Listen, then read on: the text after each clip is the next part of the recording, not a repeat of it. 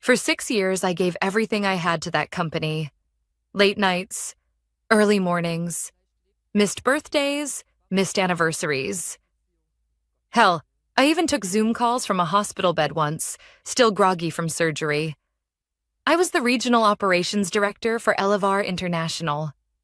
I managed over 200 employees, oversaw supply chain operations across 3 states, and streamlined a system that saved the company over $4 million in 12 months. But apparently, that didn't make me a real leader. I still remember the moment, the way their laughter hung in the air like cologne. We were in the executive lounge after a quarterly performance meeting. I'd just wrapped a successful presentation, and for once I thought maybe I'd earned a seat at the table. "So, the annual exec dinner's on Friday," said Brent, the VP of Logistics, loosening his tie like he'd actually done anything that quarter. "Private chef, ocean view, imported wines, the usual." I smiled. "Sounds great. Where should I RSVP?" There was a pause. One beat too long. Brent smirked. "Oh, sorry, Lisa. It's for senior leadership only. You know, the core team. Real decision makers." He said it casually, like it was policy. Like I hadn't just crushed every single KPI they handed me. Across the room, Dana, head of finance, stifled a laugh behind her wine glass. "I'm sure you understand," she added. "We just want to keep it strategic." "Strategic. Right." I nodded, lips tight. "Of course." But inside, something cracked. Not in the angry, screaming, flip the table way. It was quieter than that. Colder. Something settled. Because I'd spent 6 years playing the game, working twice as hard, being twice as prepared, taking half the credit. And for what? To be told I wasn't one of them? To be reminded I was still on the outside looking in? Not this time. That night, I went home and canceled my RSVP to the dinner. Then I poured a glass of wine, opened my laptop, and started pulling receipts. Literally. You see, what Brent and Dana didn't realize, or maybe just didn't care about, was that I had access. As regional director, I handled logistics, yes. But that included travel approvals, corporate cards, expense reports, vendor payments. I didn't just see the numbers. I owned the system that processed them. And what I'd seen in the past few months didn't add up. Private charter flights to Napa Valley, luxury suites in Dubai, for client meetings that didn't show up in the CRM, thousands spent at high-end spas in the Maldives, charged as team building. At first, I thought it was sloppy, arrogant. But as I dug deeper, it was intentional. A pattern, a system, a network of senior executives siphoning money through inflated vendor contracts and fake consulting invoices. All approved, all signed, all documented, by each other. I sat back in my chair, staring at the screen. A spreadsheet lit up in red, yellow, and green, the colors of corruption. Here's the thing most people forget. When you get left out, you see everything more clearly. Their blind spot? Thinking I'd just take the insult and keep my head down. Instead, I compiled a full report, cross-checked everything against the company's travel policy and federal compliance standards, flagged every violation, every suspicious signature, every transaction that reeked of fraud. Then I created a secure email. No name, no trace. Attached the files, typed just one line in the body. "If you're serious about ethics, you'll want to look into this." And I sent it. To internal audit, to compliance, and directly to the board of directors. Then I closed the laptop and waited. The next few days were normal, on the surface. Brent still strolled around like he was untouchable. Dana still wore those $1,000 heels and handed out fake compliments like candy. But the storm was already brewing. I saw the signs first. Subtle things, meetings disappearing from calendars, Compliance officers quietly flying into headquarters. The IT department suddenly working weekends. And then, on Monday morning, it hit. A company-wide memo. Unscheduled. Subject line, urgent leadership review underway.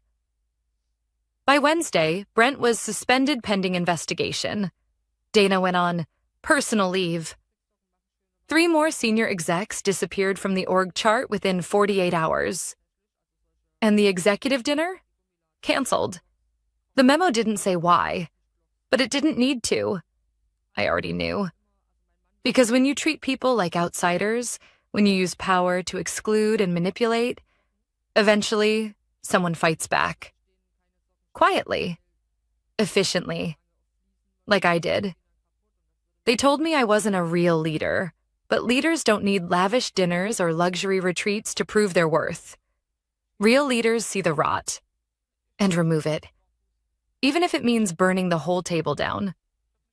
The thing no one tells you about revenge? It's not the moment it hits. It's the silence that follows. The emails stop. The hallway chatter dies.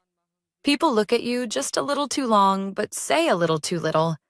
And you start to feel it, the weight of something shifting underneath your feet. By Thursday morning, it was no longer a rumor. Brent's nameplate had been removed from his office. Dana's car wasn't in the executive parking lot. 4 other directors, all part of the inner circle, were suddenly unavailable for comment. The exec floor was different. It used to buzz with false confidence, backslapping, wine-fueled banter. Now, it was like a courtroom before a verdict. Still, no one said anything to me. Not yet. I kept showing up, doing my job, saying little, watching everything. But then something happened I didn't expect. On Friday morning, I got an email with the subject line, Private Invitation, Ethics Review Interview. Attached. A time slot. 3:30 p.m. Room 7C, Internal Audit. I stared at it for a long time, because I'd sent the anonymous tip. I'd protected my tracks, used a throwaway server, scrubbed the metadata. It shouldn't trace back to me. But here I was, invited. I spent the rest of the day trying to act normal, answering emails, reviewing logistics updates, managing vendors. But my stomach twisted with every tick of the clock. When 3:30 hit, I walked into the audit floor where everything looked sterile. Too clean, like a place built to make people nervous. Room 7C was already open. 2 chairs, 1 long table, no glass, no windows, just a camera in the corner and a pitcher of untouched water. Across the table sat a woman in her 40s, crisp navy blazer, no expression. Her badge read, Andrea West, Corporate Compliance Director. She gestured to the chair opposite her. Ms. Harper, thank you for coming. I sat. Of course. She folded her hands, calm, measured. You've been with Elevar for how long? 6 years, I replied. Director of Regional Operations? Yes. She nodded. Impressive numbers. Your division's metrics have been some of the best this company has seen. I said nothing. I wasn't here to be flattered. She leaned forward slightly. We're conducting a formal investigation into misuse of company funds. I'm going to ask you some questions, and I want you to answer honestly. Nothing will leave this room without your consent unless it's legally required. Understood? I nodded. She pulled out a thin file, opened it. Then, to my surprise, she smiled, just slightly. Ms. Harper, let me be direct. We already know it was you. I blinked. Excuse me? The anonymous report. The metadata was clean, yes. The timing wasn't.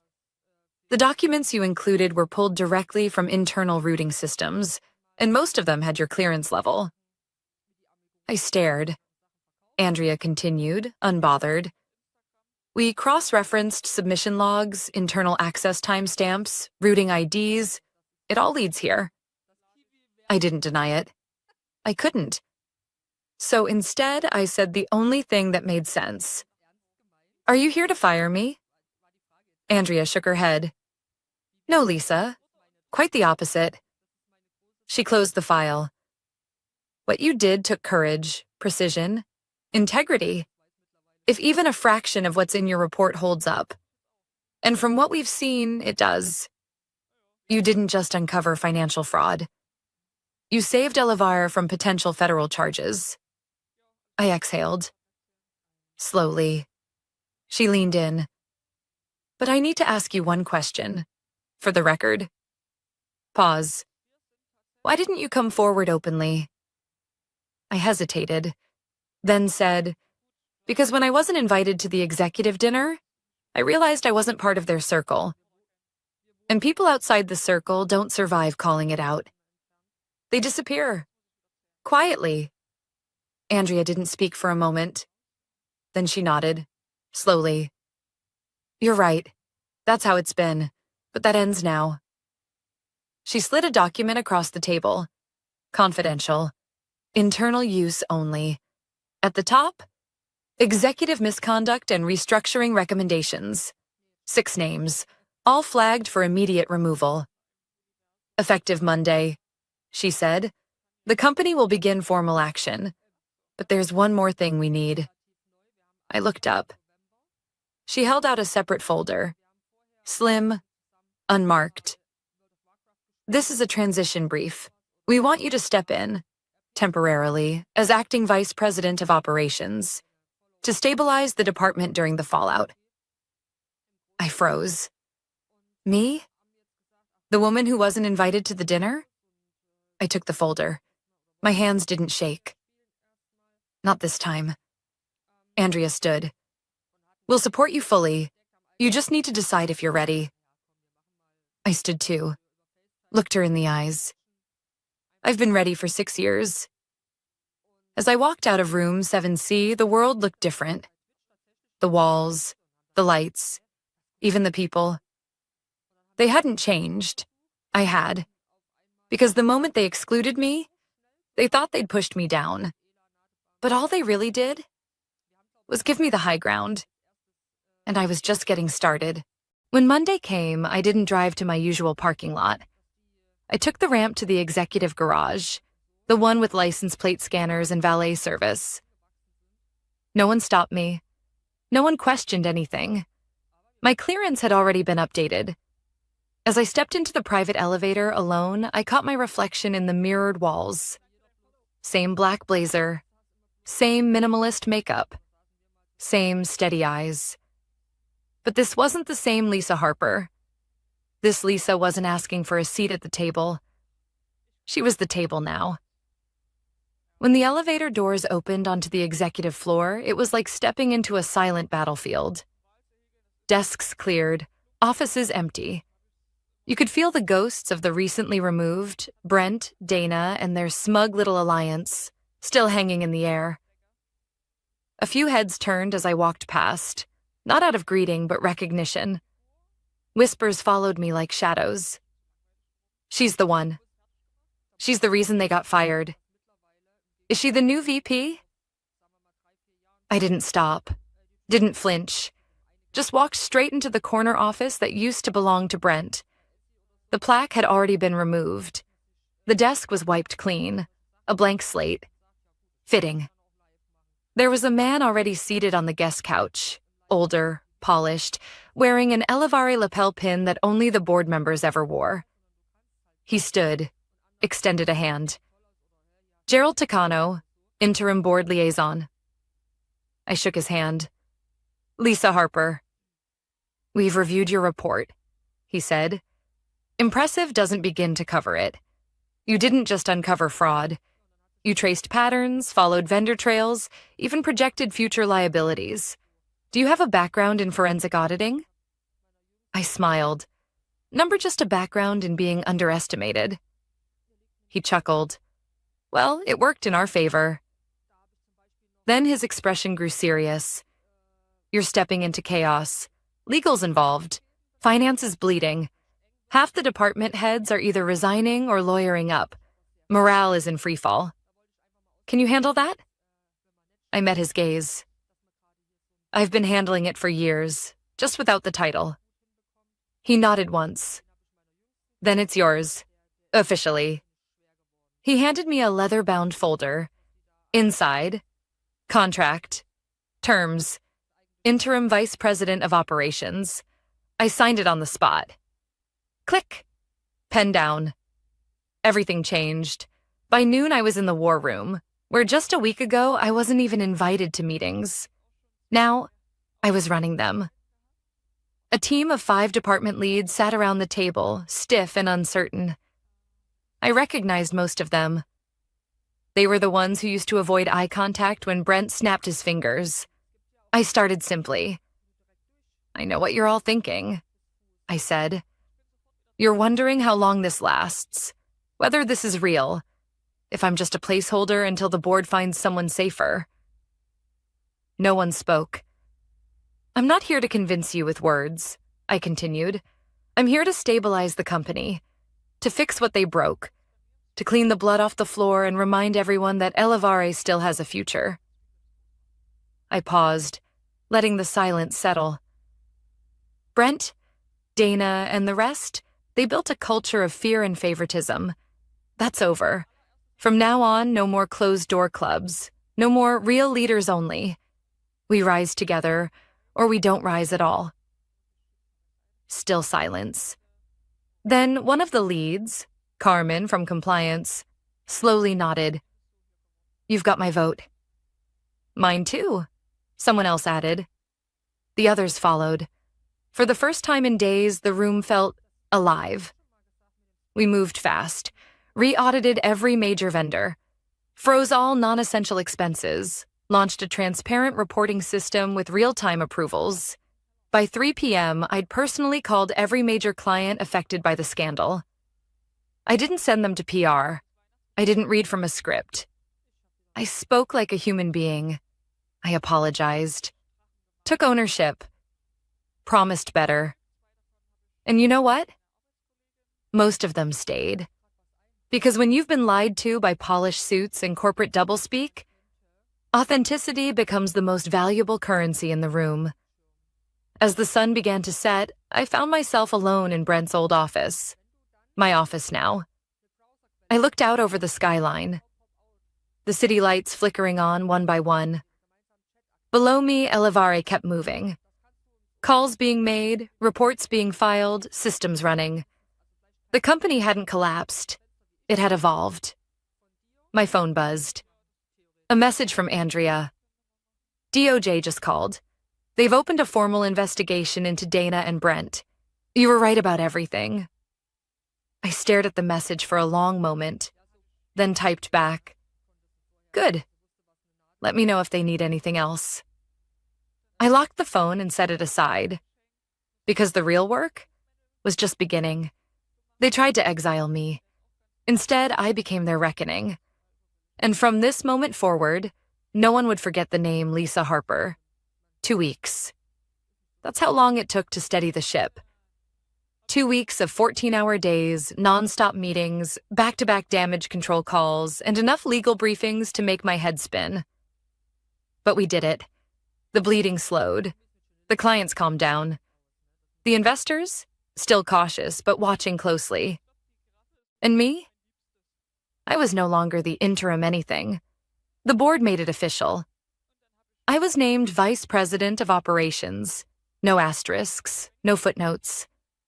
The same people who once laughed at me in hallways now greeted me with tight smiles and 2 eager nods. My inbox was suddenly full of congrats messages from colleagues who'd never responded to a single email before. Funny how quickly respect shows up once power enters the room. But the truth? I didn't trust it. Respect that arrives after you win isn't respect. It's self-preservation. And something about the way people moved around me now felt off. Not afraid. Not hostile. Just too careful. Like they were waiting to see if I'd really changed things. Or if I'd just become the new version of the old problem. It was a Friday evening when it all shifted again. Everyone had gone home. The executive floor was dark, quiet, except for the soft hum of machines and the glow of city lights beyond the glass walls. I stayed late, catching up on final approvals, sipping cold coffee that had once been hot. That's when I saw the email. No subject, no sender, just one line in the body. Watch your back. Not everyone's happy with your promotion. My chest tightened. Not fear, not exactly. More like alertness, like a cold current under the skin. I checked the metadata, scrubbed clean. No trace. Whoever sent it knew exactly how to cover their steps. I didn't reply. Didn't forward it. I just sat there for a while, staring at the screen. And suddenly, I remembered something Andrea had said during our first meeting. Something about how removing Brent and Dana wouldn't be the end. It would just peel back the next layer. Because when corruption goes that deep, it's never just two people. It's roots, systems, a network, and I'd just stepped into its spotlight. That night, I drove home slower than usual, watched the mirrors, checked the license plates behind me. Paranoia? Maybe. But paranoia kept people alive in this game. When I got home, I locked every door, pulled the curtains, poured a whiskey I didn't really want, and pulled out the old laptop, the one I'd used to compile the original evidence. Still intact, still encrypted, still secure. I opened it just to be sure. And what I saw made my blood run cold. A folder, one I hadn't created. Whispers inside it, logs, messages, dozens of them, private Slack chats, deleted internal threads, confidential memos forwarded from anonymous accounts.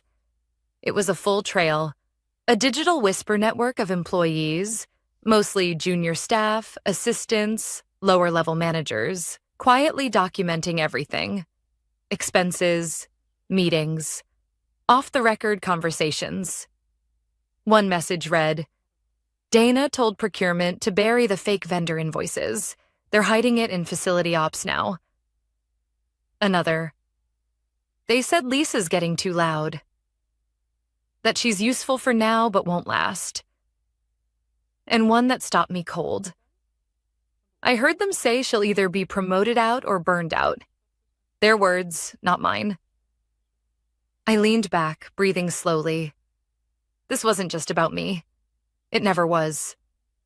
Brent and Dana? They were the face. But behind them was an entire culture designed to grind people down. Use them up. Push them out the moment they stopped being convenient. And I wasn't the only one they'd targeted.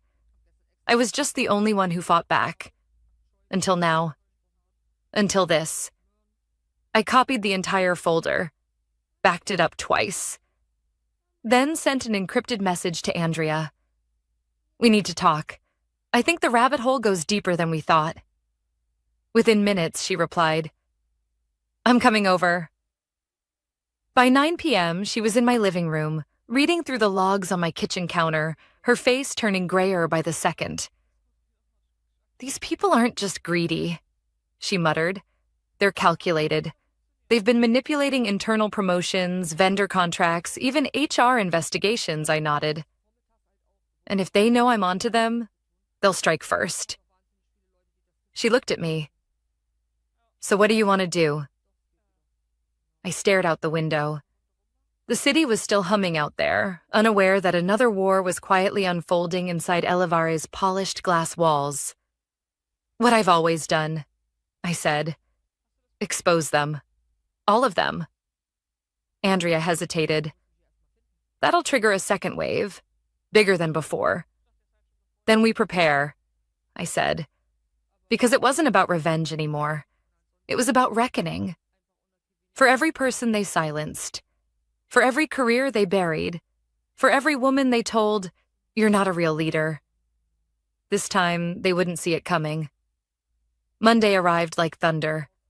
By 9 a.m., every department head had received a formal request from compliance. Submit all vendor contracts and expense reports from the past 12 months. Full transparency, no redactions. No one said it aloud, but the message was clear. Something was happening. Again. And I was at the center of it. The whispers returned. I could feel them trailing me down the hall, slipping between doorways, skimming just beneath fake smiles. She's doing it again. Another sweep?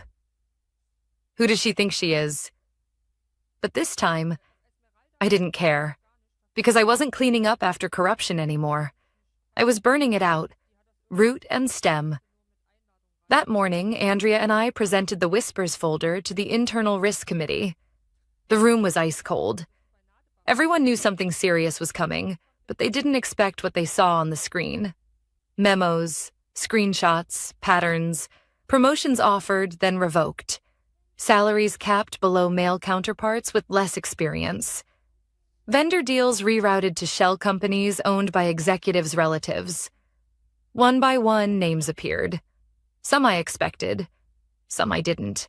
And some were still sitting in that very room. By the time we were done, the silence was deafening. No one moved. No one blinked. Then Gerald Takano, the board liaison, stood slowly.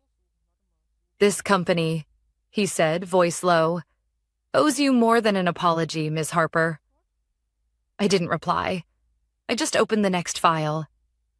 The termination recommendations, 7 names, senior executives, mid-tier managers, 1 HR director. One by one, I listed their offenses. Not just financial fraud, but retaliation, harassment, abuse of power. By the end of it, no one questioned the list. They only questioned how it had gone unnoticed for so long. When the meeting ended, Gerald pulled me aside. "Lisa, if you ever want a board seat..." I cut him off. "Not yet. I'm not done building."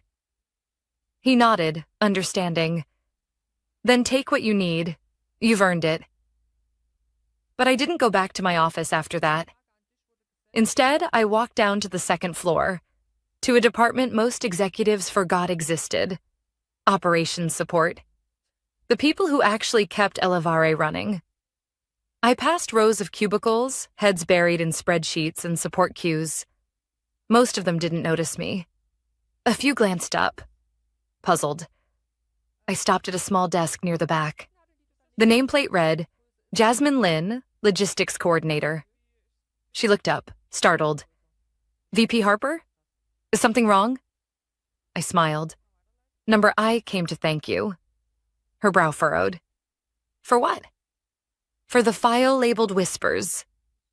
Her eyes widened, lips parted like she might deny it. I raised a hand.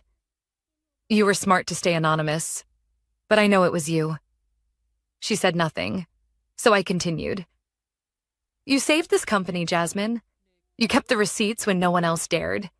You documented what the rest of them tried to bury. You reminded me I wasn't alone." Tears welled in her eyes, fast and hot. She blinked hard, trying to compose herself. "They said if I spoke up, I'd be blacklisted forever," she whispered. I almost believed them. "They were wrong," I said. I handed her a sealed envelope.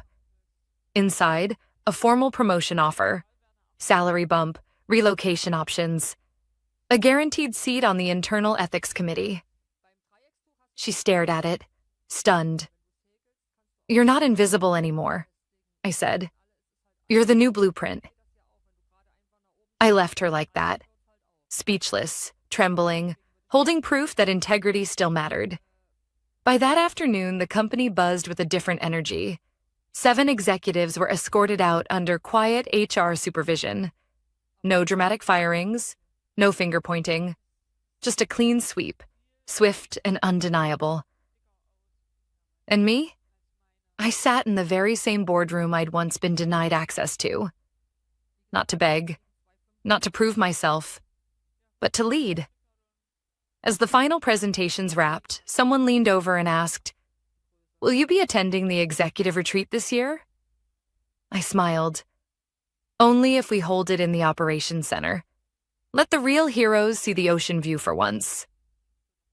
Laughter rippled through the room, but not mocking, not smug. Respect? It had taken everything. Every betrayal, every sleepless night, every whispered threat to get here. But now I was here, and I wasn't going anywhere. Later that week, HR unveiled a new program: Leadership Transparency Initiative, anonymous reporting, equity audits, mandatory ethics training for all managers. It wasn't perfect. It wouldn't fix everything overnight. But it was a start, a real one. And as I left the building that Friday evening, I walked past the lobby where it all began, where I once stood invisible, excluded from a dinner that supposedly defined real leadership. Funny. They thought power was found behind mahogany doors and catered banquets. But I learned the truth the hard way. Real leaders don't build empires on silence. They rise in the ashes of those who did. And they make damn sure the next generation never gets told, "You don't belong here." Not on their watch. Not ever again.